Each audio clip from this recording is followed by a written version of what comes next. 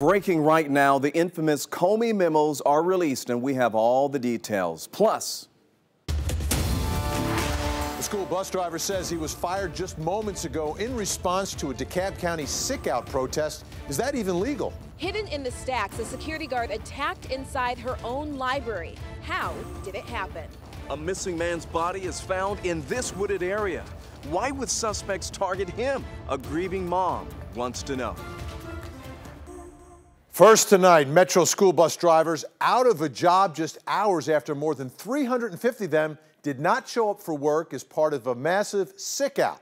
Well, tonight, DeKalb County Superintendent Dr. R. Stephen Green did not mince words, accusing protesters of using the district's children as bargaining chips.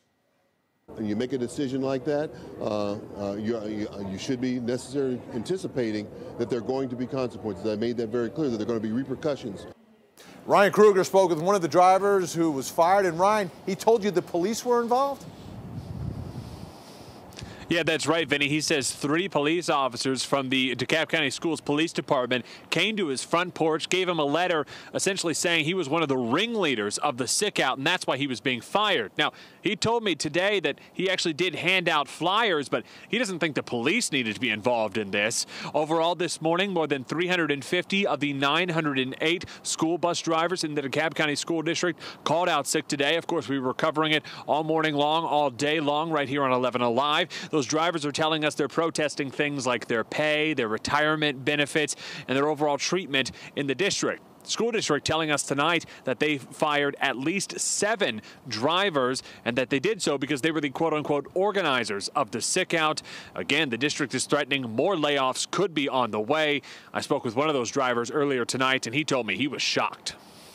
All right, here's the letter I received from the 3 DeKalb County resource officers today. You know, I was shocked for 3 officers to come to my house. I was like, what have I done? My kids at Brackett Elementary School, I would miss them, but I talked to the principal and asked her to speak to them for me.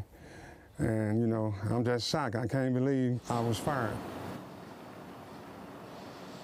And the sick out is still planned to go on tomorrow as well as Monday morning. So we're not hearing about any specific delays for tomorrow morning, but the school district is telling us that tomorrow afternoon the delays could be up to 90 minutes. So if your kids go to DeKalb County schools and they ride the bus, maybe need to make some plans, Benny. Absolutely. Thanks so much, Ryan.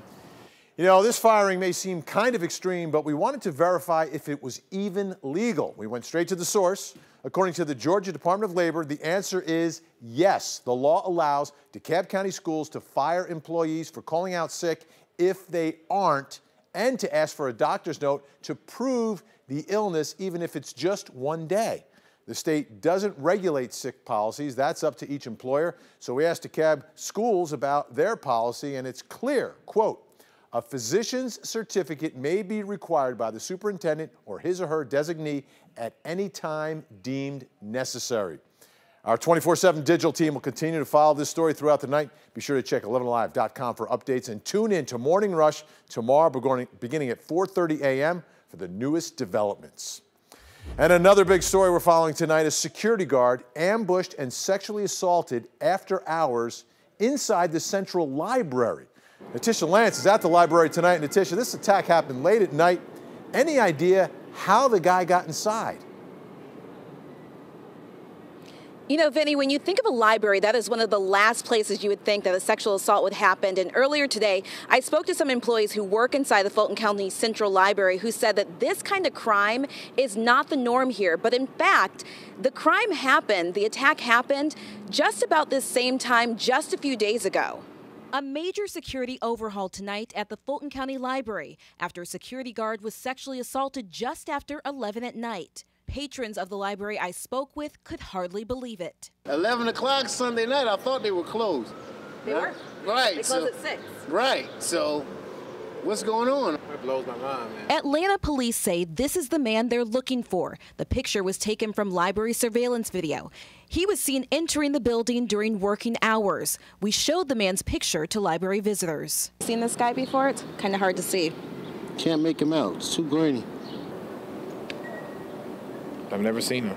Police say the man hid in the building, then attacked the unarmed female guard from behind, holding a pair of scissors to her throat, then sexually assaulting her.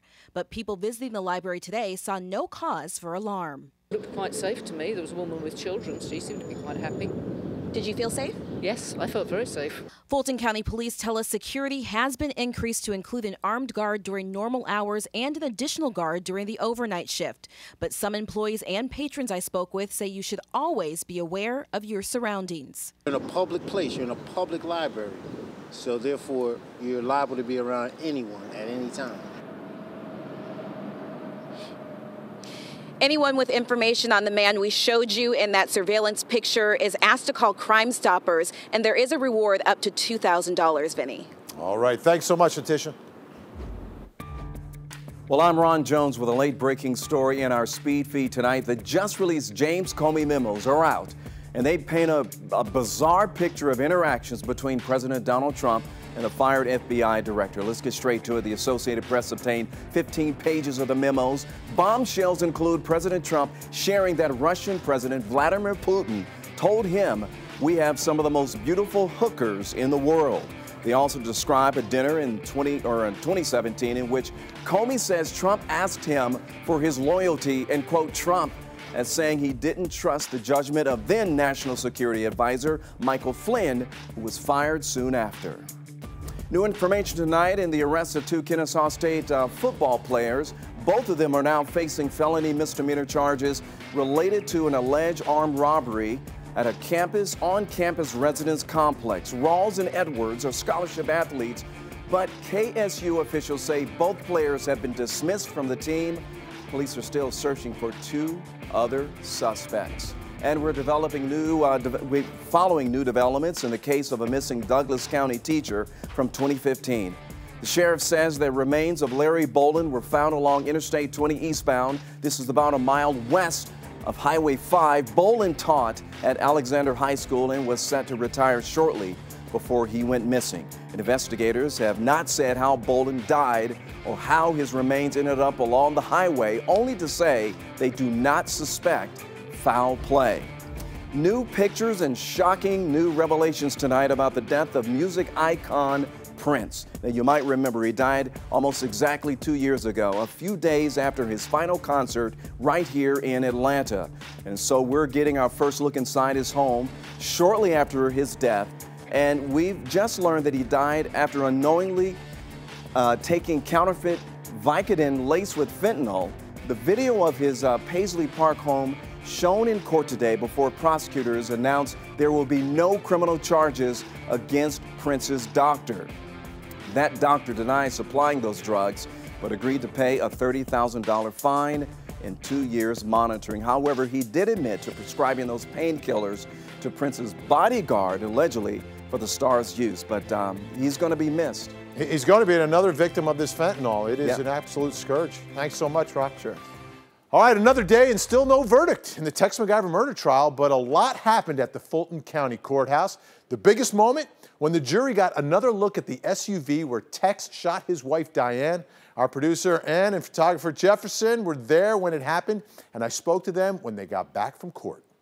They split up into groups of two. One juror went to the front seat, one juror went in the back seat, just like Danny Joe and Tex, and replayed that scene. Were they handling the gun, Ann? Yes, the person who was always sitting in the back where Tex would have been sitting, they brought the actual gun with them. Could you see any sort of reaction? I saw some of the jurors who got into the driver's seat were like looking back and looking into the rearview mirror, I'm assuming to check and see if they could see the gun from where they were. Now, yesterday, we thought we were close to a verdict after the jury sent out a note asking if they could find him not guilty of the first 4 counts and guilty of count 5. So now many are wondering, why no verdict today? Well, earlier tonight, I got some answers from my legal dream team, defense attorney Mo Ivory and prosecutor LaTonya Hines. Question 1, if not guilty on 1 through 4, can number 5 be guilty? Yesterday's note asked if we find him not guilty on counts 1 through 4, can we find him guilty of count 5? And now today, no verdict? Why? Because they had 2 questions that were out there that needed to be answered, but a verdict in the morning. because of the other two questions. It shows that they have not completely made up their minds. We just completed the jurors' view of Exhibit 499, the Ford Expedition King Ranch. They had with them the firearm that's been admitted into evidence. Jury in the SUV with the gun today. Who does that help? I think it helps the prosecution because I think we know there's a holdout. It helps the prosecution. They're either in that car to be able to see if it made sense or if it didn't make sense. I immediately called out. I said, "Is everybody all right?" And Danny Joe said yes. And Diane's head was kind of slanted. She said, "I've been shot." Jury watched Texas interrogation again today. Who does that help? That helps the defense. The interrogation was fine the first time. They went to look at it again, clear up some murky waters for that holdout, and now it's clear. It helps the prosecution because what does he say inside of that interview? I was fumbling with the gun. He's like, has the gun in his hands. Who had a better day, prosecution or defense? Defense had a better day. Prosecution, without a doubt. All of the testimony that just says the prosecution did not meet the burden. We're going into day 4 of deliberations. That it makes this a great day for the prosecution. We will be back tomorrow. Download our free 11 Alive News app to get the alert as soon as that verdict is in, and visit our special Text MacGyver section of 11alive.com to follow the case from the beginning. A killer still on the loose and a family without closure. Just want to know what happened to my brother. Georgia's #1, or are we?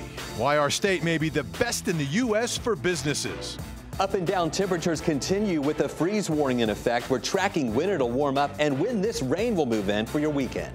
Hi, Vinny and everyone in Atlanta. Tina Fey is my guest tonight. Plus, we have Evan Rachel Wood and a performance from Broadway's Mean Girls. It's a great show. Stay tuned.